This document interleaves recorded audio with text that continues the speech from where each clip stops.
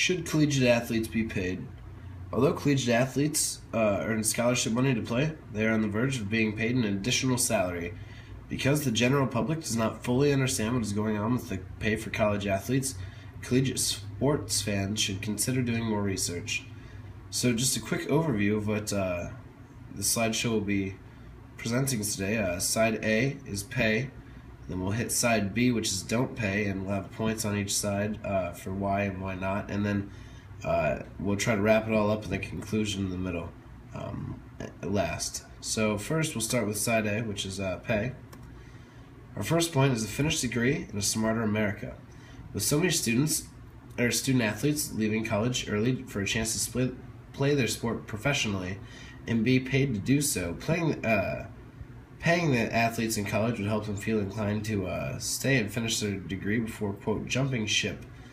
Now, what this basically means is that student athletes are trying to, attend school for maybe 1 year and then go pro because they need money to survive. And if you paid student athletes to stay in school and play the sport while there, they might feel inclined to stay and wouldn't be forced to leave early.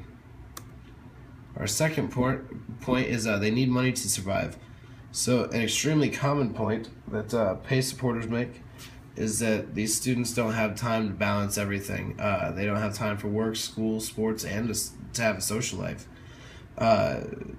Non-student athletes struggle as it is to juggle everything, and they don't play a sport at all. To save time here, I have this video by Jay Bilas, and he's a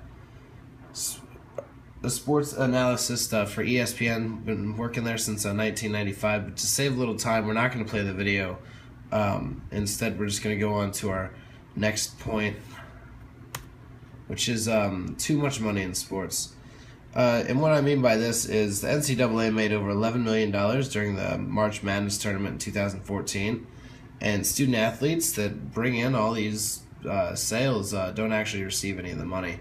And here we have a visual with where kind of all the money is distributed. And then side B is don't pay. And our first point here is scholarships. Some athletes are given up to $25,000 a year to play collegiate sport, which would cover the majority of their student debt. So ask yourselves what you would rather have. Part-time job making around minimum wage, which divides out on a 20-hour week to about $5,000 a year, or $25,000 extra to play a sport and not have a job.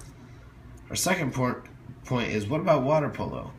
So there's plenty of sports that don't bring in any money through a season, such as water polo, even though they have plenty of costs for gear and travel and everything else. So would these athletes also be paid, or would they be skipped over?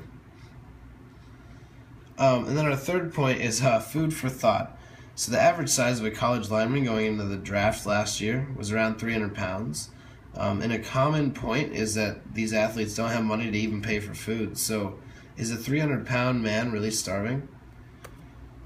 Lastly, we get to our conclusion. So with good points on both sides of an extremely opinionated subject, there's no clear set conclusion. So at this point, all we can really do is state our personal opinion.